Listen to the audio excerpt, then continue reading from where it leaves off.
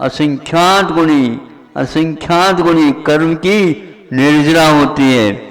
गुणित क्रम में आप विकास चाहते हो, बढ़ाइए, अपनी कुवत बढ़ाइए और शान चलाइए। आपको शान इसी में है।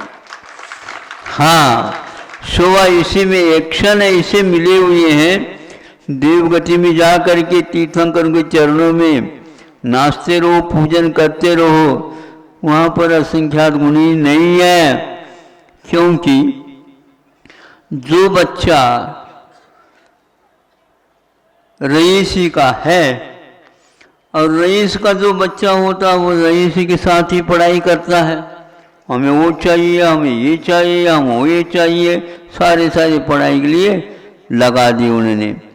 पड़ोस में इससे ठीक विपरीत था, दशा ठीक नहीं थी, लेकिन वह भी पढ़ता था, उसके लिए कोई भी सुविधा नहीं। जब दिन अस्त हो जाता तो सड़क पर दीपस्तंभ होते हैं, उसकी उजाला में वह अपना पाठ रात का तैयार कर लेता है। और इस प्रकार क्रम से 1 वर्ष के बाद जब परिणाम घोषित होता है दीपस्तंभ के नीचे पढ़ने वाले कि बहुत 90 को युग पार कर गए, और रईस वाले 33 में भी कमजोरी आ गई। आज लगभग हालत यही है। इसलिए रटी रटी नहीं होना चाहिए, इसमें नव जीवन होना चाहिए, श्रम चाहिए, स्वाद चाहिए। ये सारा जीवन आज का फीका फीका होता जा रहा है। इसलिए आपको तो वह निरंतर शान तो चलाना ही है। तत्संबंधी आपको फल तो मिलेगा ही, किंतु गहराई में और उतारेंगे अपने आप को, अवश्य वह चमक भी मिलेगा। खोदा खोदी बहुत हो गई और मिट्टी पत्थर आदि खूब मिल गए, हीरे की कणिका मिट्टी की भांति नहीं मिला करती है। लेकिन ये कौन सी खान है? हीरे की खान कहा जाता। मिट्टी तो निकाल रहे हो, मिट्टी निकाल रहे हैं, उससे 1000 लाख गुना कीमत वाला वह हीरे की कणिका है। तो क्या होता है, ट्रक में लादने की कोई आवश्यकता नहीं पड़ती। हीरे के व्यापारी थोड़ी सी पुड़िया में भी अरबपति होता है। नहीं समझे? हाँ, बिल्कुल है। करोड़पति वालों को अपनी जेब में रख लेता है, करोड़पति भी उसके जेब में हो जाते हैं, और वह अरबपति रहता है। ज्यादा अपने को कसरत नहीं करना है, नहीं समझे? हाँ, थोड़ा चढ़ा करके और बड़ा भी नहीं मांगना। अपने भावों के अनुसार आपको मोह के त्याग के साथ ये फल मिलेगा। जितने अंश में मोह का त्याग हो रहा है, सुन रहे हो? हिसाब लगाना, केवल हाउ कह करके नहीं छोड़ना। आज तो योग वही है जो प्रयोग के साथ चल रहा है, इसलिए शान चलती रहे। अब 1.5 महीने हो गए, अब 2.5 महीने बच गए हैं। परिणाम बहुत उत्कृष्ट निकलना है, नहीं तो हम ये समझेंगे भैया राजस्थानी का परिणाम अलग है? उत्कृष्ट होगा, अनारोग्य, अच्छा है, उससे ऊपर, अच्छा, बहुत अच्छी बात है। लेकिन अपने मुख से कहो नहीं, अपने हाथों से करो, क्योंकि कहने में भी और दिमाग खर्च होता है। अपना जितना भी खर्च करना है वह यहीं पर करना है, ताकि आगे हम बढ़ सके। तो वह कहता है कि आपकी जब धार आती है औजार में, उस समय ज़्यादा जोर लगाना पड़ता है। मैं क्या कर सकता हूँ? इसलिए आप पसीना पसीना हो गए उसको, देखो पसीना हो गया, वही तो अब ये स्वस्थ होने का यही मात्र मार्ग है। सीना अब तनता चला जाए, लेकिन सही दिशा में पसीना बहाते जाओ। बहुत हो गया बैठे बैठे खाते, बिना पसीना के तो अस्पताल जाना पड़ता है, ध्यान रखना। और पसीना आ जाता है तो स्वास्थ्य अपने आप ठीक ठाक हो जाता है, मन भी और चंगा हो जाता है, और सभी दृष्टि से वह प्रशस्तता का अनुभव करने लग जाता। यह प्रयोग हमने नहीं बताया, यह प्रयोग बड़े तीर्थंकरों के द्वारा बताया हुआ मार्ग है। श्रावक धर्म और श्रमण धर्म, ये दोनों वहाँ से निकले हैं, उनके दिव्य उपदेश से निकले हैं। उपदेश से पूर्व में उन्होंने अपने जीवन में उतारा, फिर इसके उपरांत तारने की बात कही। आज तो तारने की बात तो करते हैं, अपने जीवन में उतारते नहीं है, इसलिए उनको बार बार कंधों पर से नीचे उतारना पड़ेगा। यहाँ तो रख देते हैं, दाह संस्कार हो जाता है, दूसरा जीवन मिल जाता है, पुनः उतारता है, जीवन और चालू हो जाता है। ऐसा क्रम नहीं, चाहे श्रावक हो श्रमण हो, वो अपनी दिव्य अपनी क्षमता का उपयोग करें, प्रयोग करें। तो ऐसे प्रयोग में कभी भी थकावट का अनुभव न करें, प्रमाद न करें। समय पर वह सब कुछ देखते हुए अपने लक्ष्य की ओर हमेशा हमेशा याद रखें, मुझे ये कार्य करना है और इस गति से करना है, इस अनुपात से करना है, किंतु विवेक के साथ करना है। ये विवेक बहुत महत्वपूर्ण है। उस विवेक से द्वारा ही, उस जिज्ञासा के द्वारा ही आस्था और जो है घनिष्ठ होती चली जाती है। उसका फल हमारे हाथों हाथों मिलता है, किंतु जब वह उसका क्रम से मिलता है फल, उस समय विस्मय भी हो सकता है। आपको इसमें इतनी क्षमता होती है क्या? हाँ, होती है। जो प्रथम श्रेणी में आता है, 100% नंबर लेकर के आता है, वो जब आता है तब उसको विस्मय होता है। कई लोग आकर पूछते हैं आपने क्या किया? अरे भैया, मैं तो पास होने का लक्ष्य लेकर के चला था, उसका परिणाम इतना निकला, किंतु उसका कर्तव्य जो था उसमें वो कमी नहीं रखता था। और हम हमेशा हमेशा कर्तव्य के समय पर स्पर्धा की ओर न जाएं। नहीं समझे? स्पर्धा से कहीं न कहीं हमारे मन में विकृति आ जाती है। मन को बांध बूंद करके, और मन को भी जब संकल्प ले लेते हैं तो वह बीच में कोई हरकत न करें, कोई शिकायत न करें, कोई मांग न करें। तुम्हारी मांग तो बाद में जब परिणाम निकलेगा, समझे? अब तो काम करना मन के अनुसार नहीं, किंतु मन का काम नहीं करना, किंतु मन से काम लेना। क्या सुना है? दोबारा बोलूं सबके लिए, याद रखो, ये बहुत कठिन वाक्य है, एक से लगते हैं। मन का काम नहीं करना, मन से काम लेना।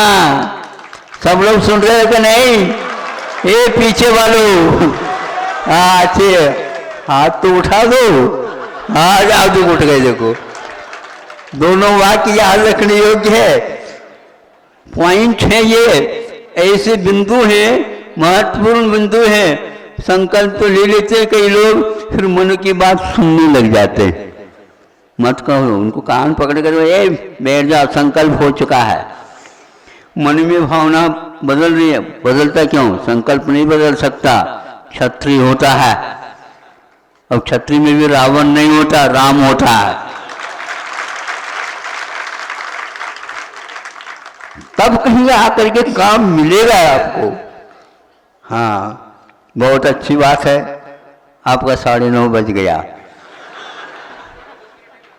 महाराज, हम ऐसे कैसे करें?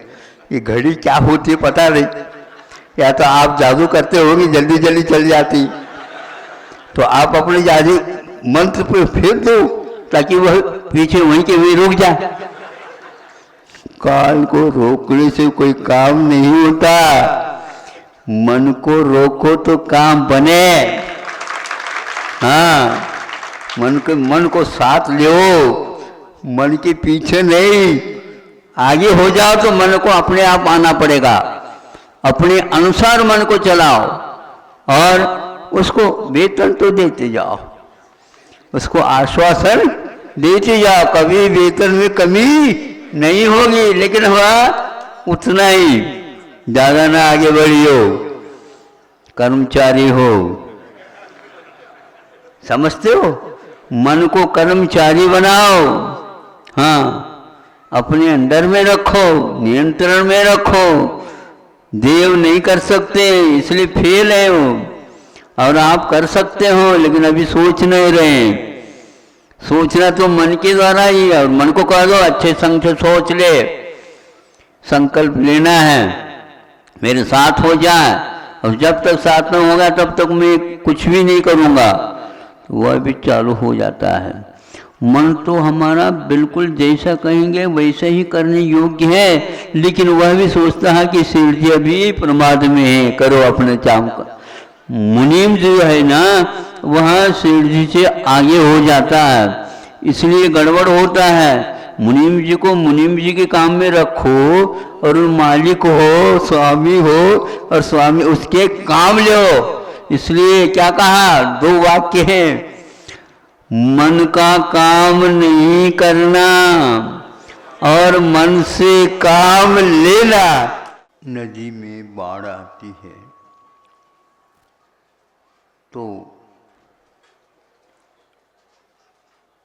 बाढ़ किसको बोलते हैं?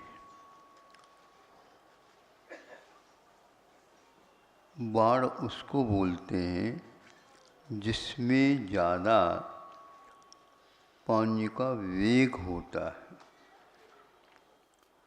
उस वेग के साथ हम अपना कुछ प्रयोग नहीं कर सकते। अच्छे अच्छे नाविक भी उसमें असफल हो जाते हैं। कुशल नाविक ही यहाँ के लोगों को उस तट तक पहुँचा सकते हैं। यह श्रावण की बात हो गई, भाद्रपद की बात हो गई। फिर बाद में वह वेग कम हो जाता है, पानी तो उतना ही लबालब भरा हुआ है। अब उस वेग के कमी के साथ उसको हम कुशलतापूर्वक पार कर सकते हैं। ऐसा ही कर्मों का वेग रहता है, और उस वेग में हम अपने आप को कुछ कर नहीं सकते। तो उस वेग की जब कमी हो जाती है, उस समय हम अपना पुरुषार्थ कर सकते हैं। इसलिए आचार्यों ने सम्यक दर्शन प्राप्ति इत्यादि में यही कहा है कि जब देशना का पात्र कौन होता है, तो कम से कम वह उसकी थोड़ी बहुत भूख खुल जाए। हाँ, तो यह सुनने की वह रुचि भी पैदा कर सकता है।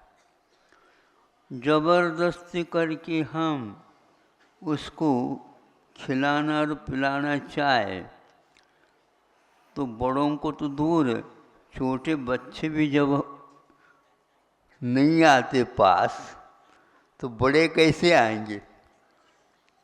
ऐसे आप लोग नदी के बाढ़ के भांति थोड़े बहुत वेग कम हो जाता है तो उसका काम किया जा सकता। इसको आचार्यों ने मुख्य रूप से उदीर्णा और उदय दो प्रकार के नाम दिए हैं।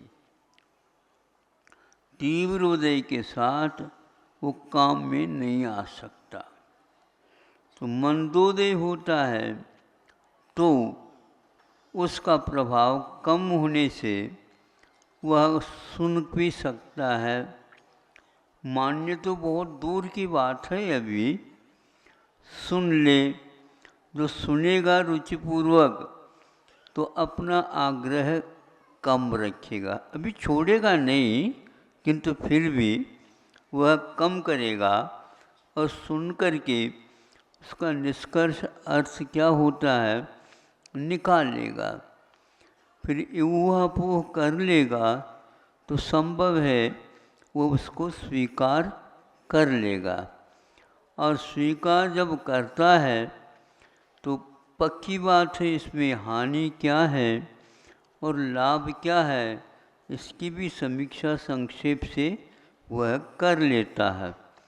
तो उस दृष्टिकोण से हम सोचते हैं कि मनुष्य जीवन में, कोई जीवन में भी हो सकता है, लेकिन मुख्य रूप से मनुष्य जीवन की प्रधानता है, उसकी अपेक्षा से यह पात्र एक प्रकार से तैयार होता है।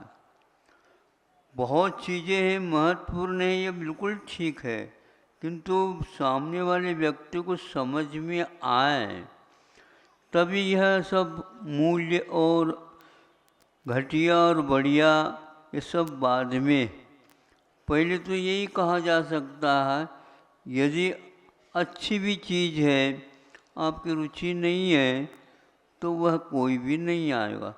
महाराज विज्ञापन से बहुत कुछ हो जाता, होता नहीं, कुछ भी नहीं होता, बहुत तो लगा देते हो आप। तो अच्छे तैराक भी बाढ़ में बह जाता है, और थोड़े से हाथ पैर चलाने वाला हो तो वेग कम हो तो वह सीख भी लेगा, पार हो सकता।